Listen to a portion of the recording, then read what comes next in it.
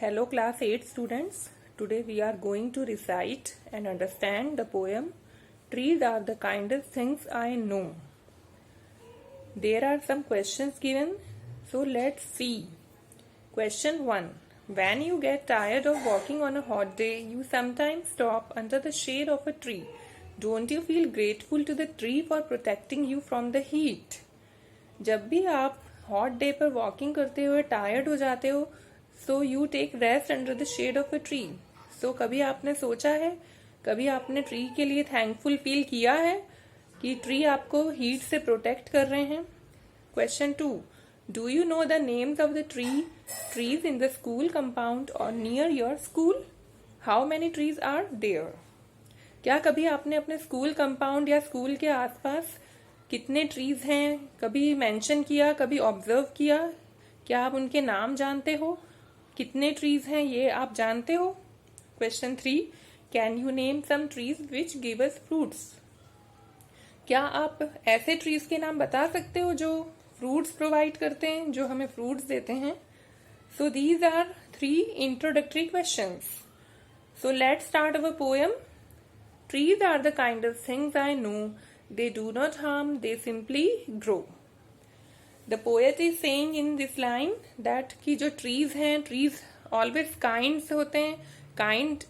Trees are the kindest things. They are kind because trees इसलिए kind होते हैं because trees हमें हर चीज provide करते हैं और कभी भी कुछ return में नहीं मांगते और हमेशा हमें they gave us valuable things. They provide us so many things.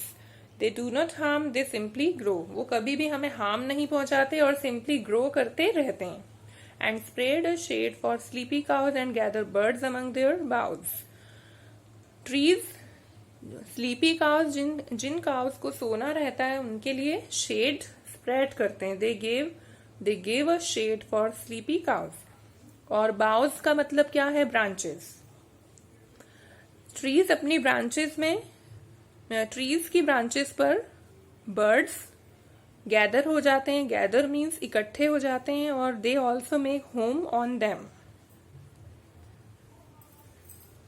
Third stanza.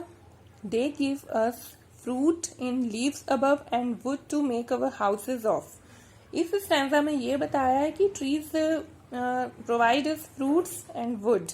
हम हाउसेस बनाते हैं, we build our houses by using wood, और जो वो वुड होती है वो हमें ट्रीज ही प्रोवाइड करते हैं और they also give us fruits. Now next stanza. And leaves to burn on Halloween and in the spring new birds of green. In this stanza there is a word Halloween. Halloween क्या होता है?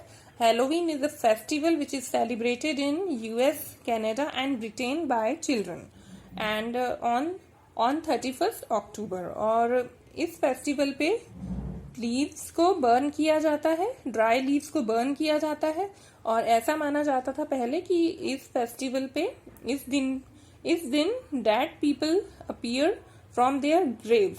That means जो dead people होते हैं वो appear होते हैं, अपनी कब्र से निकलते हैं एंड दे अपीयर, ऐसा माना जाता था. And in the spring new birds of green. Spring season में फ्लावर्स आते हैं, बर्ड्स आते हैं, कलियां, बर्ड्स मतलब कलियां, फ्लावर्स आते हैं तो वो बहुत अच्छे लगते हैं when we see them in spring season. They are the first when days began to touch the beams of morning sun. जब डे स्टार्ट होता है तो जो सन की जो रेज होती है, बीम्स मतलब रेज, सबसे पहले ट्रीज पर ही पड़ती है. तो they are the first when days began to touch the beams of morning sun. They are the last to hold the light when evening changes into night.